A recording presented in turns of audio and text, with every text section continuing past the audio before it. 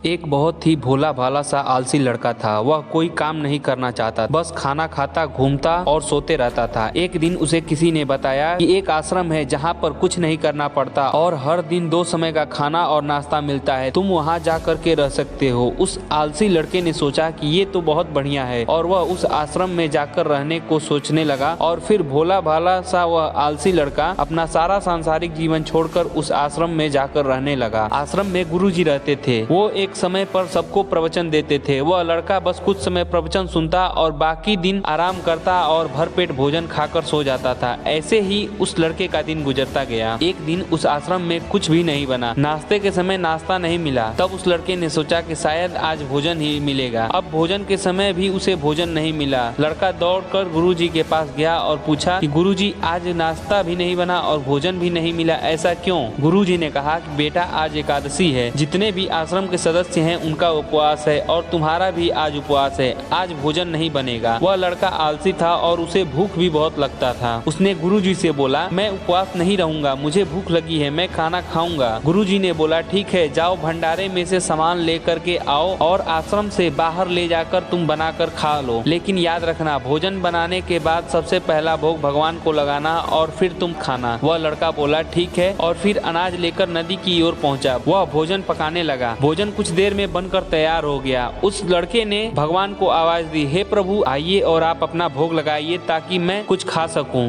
लेकिन भगवान नहीं आए। तब उसने कहा कि हाँ, आपको तो अच्छा खाने की आदत है, मैं तो रूखा सूखा बनाया हूँ, आकर खा लीजिए। भगवान उसकी सरलता से बहुत प्रसन्न हुए और उस लड़के को दर्शन दिया। उस लड़के ने जैसे ही देखा कि भगवान आए हैं, वह लड़का खुश हो गया और उसने भगवान को भोजन दिया। भगवान जब भोजन करके जाने लगे तब उस लड़के ने कहा कि हे प्रभु, आपके दर्शन पाकर मैं धन्य हो गया।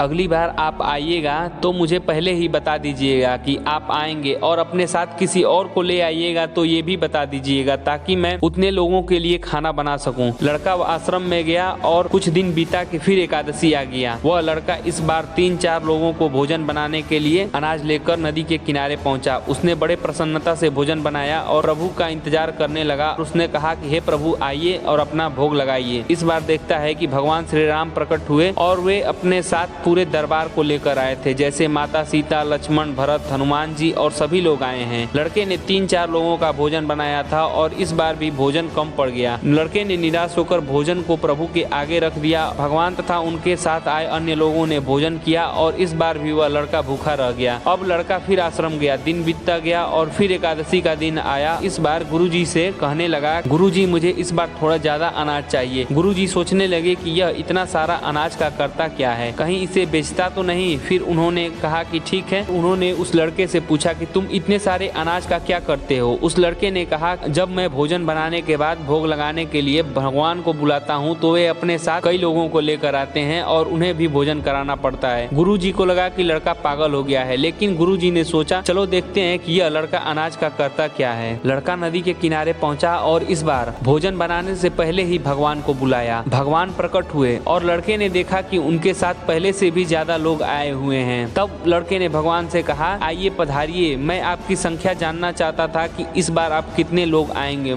उस हिसाब से मैं आपके लिए खाना बनाऊंगा। उस लड़के की यह हरकत को गुरुजी देख रहे थे और गुरुजी उस लड़के के पास आए और बोले कि क्या तुम कर रहे हो? उस लड़के ने कहा कि गुरुजी, आपको दिखाई नहीं दे रहा कि भगवान आए हैं और अपने साथ अन्य लोगों को भी लेकर आए हैं? गुरुजी ने बोला कि पागल हो गए हो, मुझे तो कोई नहीं दिखाई दे रहा है। लड़का गुस्सा हो गया और बोला, प्रभु, आप ये क्या कर रहे हो? एक तो मुझे अब भूख लग रही है, ऊपर से गुरुजी को दर्शन नहीं दे रहे हो और ये गुरुजी मुझे पागल समझ रहे हैं। कृपया गुरुजी को भी अपना दर्शन दो। भगवान बोले, मैं इन्हें नहीं दिखाई दे सकता। लड़का बोला, क्यों नहीं दिख सकते? मेरे गुरुजी तो महान हैं और बहुत बड़े ज्ञानी और ज्ञाता हैं। भगवान बोले, हाँ, ज्ञानी और ज्ञाता जरूर हैं, लेकिन तुम्हारी तरह सरल नहीं है। जो सरलता तुम में है वह तुम्हारे गुरुजी में नहीं है। लड़के ने यह बात गुरुजी से कह दी कि आप मेरी तरह सरल नहीं हो, इसीलिए भगवान आपको नहीं नहीं दिख सकते। गुरुजी की आंखें नम हो गईं और रोने लगे तथा रोते हुए बोले कि हाँ, भगवान बिल्कुल सही कह रहे हैं, मेरे अंदर तुम्हारे जितनी सरलता नहीं है। और फिर वह हाथ जोड़कर भगवान से माफी मांगने लगे। तब भगवान ने गुरुजी को भी दर्शन दिया और फिर इसी प्रकार वह गुरु और शिष्य प्रत्येक एकादशी के दिन नदी के किनारे भोजन बनाते और भगवान तथा उनके साथ आए हुए अन्य सभी लोगों को भोजन करवाते थे। तो दोस्तों, ये कहानी हमें यह सिखाती है कि जीवन में सरलता सबसे आवश्यक है। जितने सरल आप बने रहेंगे, आपका जीवन उतना ही आगे बढ़ता चला जाएगा। जब आप सरल होते हैं तो आप खुद भी मुस्कुराते हैं और दूसरों को मुस्कुराने की वजह देते हैं। अगर आपको यह कहानी पसंद आई तो ऐसी ही और कहानियाँ देखने के लिए हमारे चैनल को सब्सक्राइब भी कर लीजिए। धन्यवाद।